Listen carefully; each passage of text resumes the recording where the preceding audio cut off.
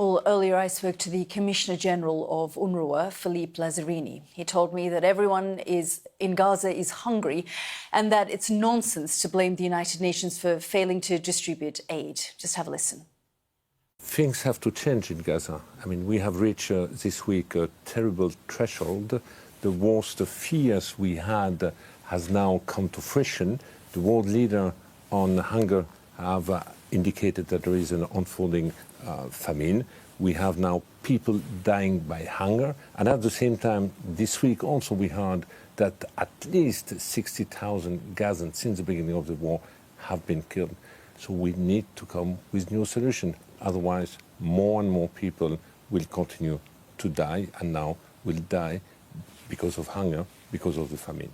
Benjamin Netanyahu continues to insist that there is no starvation in Gaza. Israeli officials that I've spoken to deny that there is starvation in Gaza and say this is Hamas propaganda. How do you respond to that?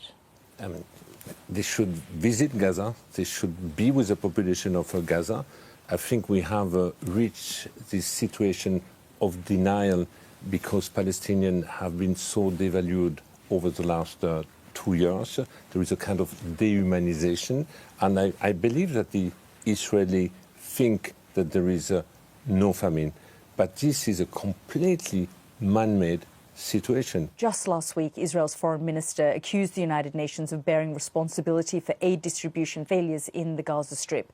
The GHF spokesperson, Chapin Fay, said that the UN has given up distribution altogether. So this is nonsense. Start with my own organization. We have the equivalent of 6,000 trucks waiting outside of Gaza. Since March, we haven't been given any authorization to bring any supply into Gaza. Secondly, we have in Kerem Shalom hundreds of load and trucks waiting, but nothing in the Gaza Strip can move or can be collected without the authorization of Israel. We keep hearing about these bureaucratic impediments and that the Israelis aren't allowing these trucks to enter. And yet we are hearing that some trucks, a small number, are entering Gaza now that these new measures have been put in place in the last few days. What is being allowed in and what isn't being allowed in? It's a very cumbersome system.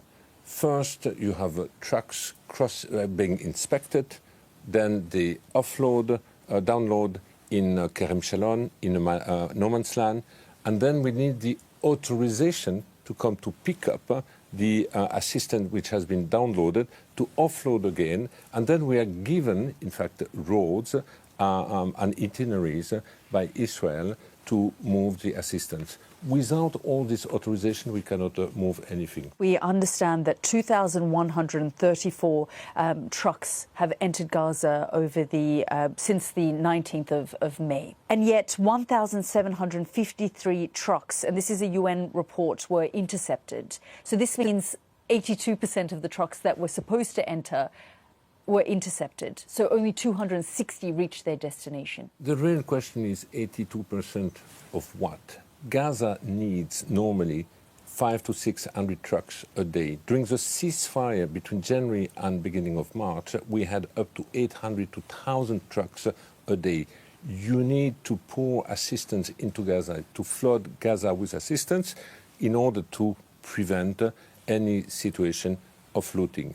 And that centre has been described by many, even those who worked there say that they are death traps. And we've seen dozens of people killed. As you say, over 1,000 people killed so far trying to access food. I spoke to the Israeli ambassador to the UN just a few days ago, Ambassador Danny Danon.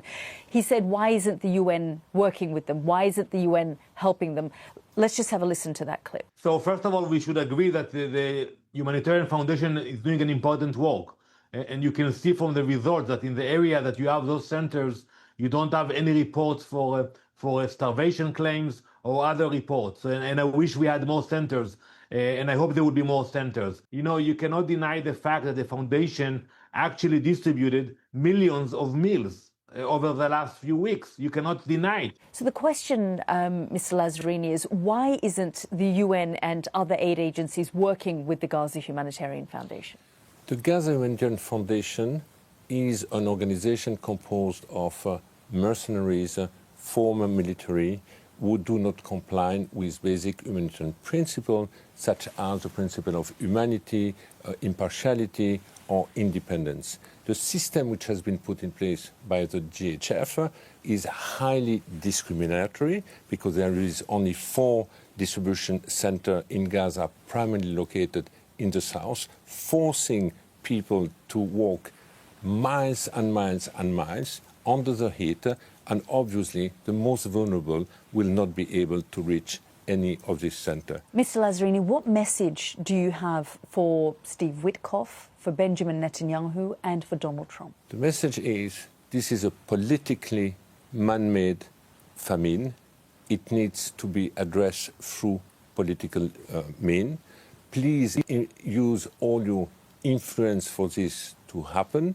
The UN has the expertise, the people, the resources. We have proven over the past that we can address the need of the population, but we need also UNRWA, part of the UN, having been the backbone until now, to be fully operational. Ms. Lazzarini, how would you describe the current situation in Gaza? When you see those images, it's a place that you've worked in for a long time. Your organization has operated there for a long time. Under very difficult circumstances, Israel has accused UNRWA of all sorts of things, including that Hamas operatives were working within UNRWA and part of UNRWA. How would you assess the current climate in Gaza and for the people of Gaza? I talked a few days ago with my team in Gaza, and basically they told me, you know, people are neither alive, neither dead, they're just walking corpses.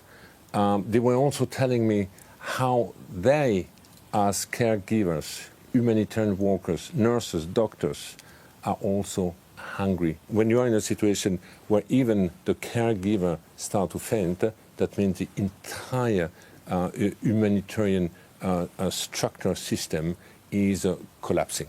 And this is exactly what we are observing today in Gaza. It's a kind of post-apocalyptic environment where today children are dying silently because of hunger. And those who haven't reached this situation just say, get me out of this hell. Maybe it's better that I die now, because in heaven or in hell, I might be able to find food, which is not the case anymore in Gaza.